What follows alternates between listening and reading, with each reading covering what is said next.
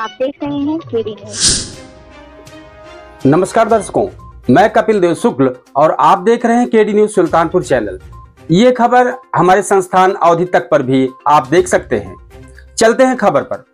वक्फ संशोधन बिल गुरुवार देर रात राज्यसभा में भी पास हो गया। बिल के समर्थन में 128 सांसदों ने वोट दिया और विरोध में 95 वोट दिया। इसके पहले बुधवार देर रात को वक्फ संशोधन बिल लोकसभा में भी पास हुआ था। लोकसभा में बिल के पक्ष में 288 वोट पड़े थे और विरोध में 232 वोट मिले थे। राज्यसभा में बिल पर गुरुवार दोपहर 1 बजे से चर्चा जारी थी, जो करीब 13 घंटे तक चली। राज्यसभा में नेता विपक्ष मल्लिकार्जुन खड़गे ने कहा था कि मेरी किस्मत अच्छी है कि मुझे सुनने के लिए गृह मंत्री भी है, लेकिन गुफ्तगू कर रहे हैं। वक्फ बिल के बारे में सारे देश में ऐसा माहौल बना है कि अल्पसंख्यकों को तंग करने के लिए यह बिल लाया जा रहा है। उन्होंने आगे कहा कि ऐसा कोई बहुत से बदलाव अगर 1995 के एक्ट से होते तो हम मान लेते।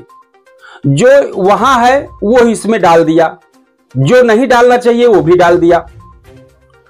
बीजू जनता दल ने वक्फ बिल पर कहा कि पार्टी ने अपने सांसदों को कोई भी व्हिप जारी नहीं किया है। सांसद अपनी अंतरात्मा की सुने और वक्फ बिल पर फैसला ले। केंद्रीय स्वास्थ्य मंत्री जेपी नड्डा ने वक्फ बिल पर विपक्ष के रुख को लेकर निशाना साधा। नड्डा ने कहा कि हमने कांग्रेस नेतृत्व वाली यूपीए सरकार की तुलना में वक्फ बिल को लेकर कहीं ज्यादा गंभीरता दिखाई है। भाजपा सांसद सुधांशु त्रिवेदी ने कहा कि वक्फ ने एक बार ताजमहल पर भी दावा कर दिया था, इसके बाद सुप्रीम कोर्ट ने उन्हें फटकार लगाई थी।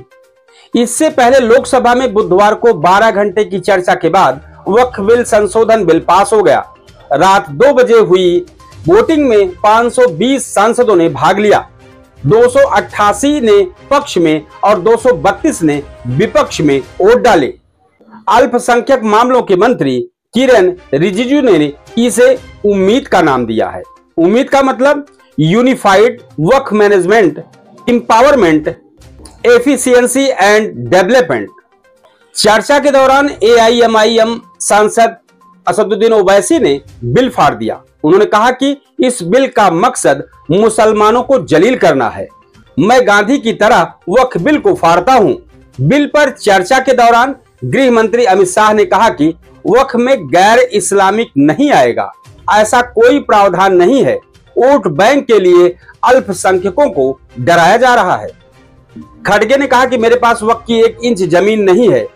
इससे पहले राज्यसभा में सुबह भाजपा सांसद अनुराग ठाकुर के कांग्रेस अध्यक्ष मल्लिकार्जुन खड़गे पर बुधवार को दिए बयान पर विपक्ष के सांसदों ने हंगामा किया। दरअसल ठाकुर ने कहा था कि कर्नाटक में वक्फ की जमीन का भ्रष्टाचार हुआ है, इसमें कांग्रेस अध्यक्ष खड़गे भी शामिल हैं। इस पर खड़गे ने कहा कि आरोप सिद्ध करें या इस्तीफा दें। खड़गे ने कहा कि अनुराग ठाकुर उनके या उनके परिवार के किसी भी सदस्य के वक्फ बोर्ड की 1 भी इंच जमीन पर कब्जे को साबित कर देते तो मैं राज्यसभा में नेता प्रतिपक्ष पद से इस्तीफा दे दूंगा। फिलहाल वक्फ संशोधन बिल राज्यसभा और लोकसभा में तो पास हो गया है। अब विपक्ष को क्या करना है, यह गौर करने वाली बात है। हम इस तरह की और भी तमाम खबरें आप तक लाते रहेंगे। आप खबर पर अपनी राय कमेंट बॉक्स में जरूर दें। जय हिंद।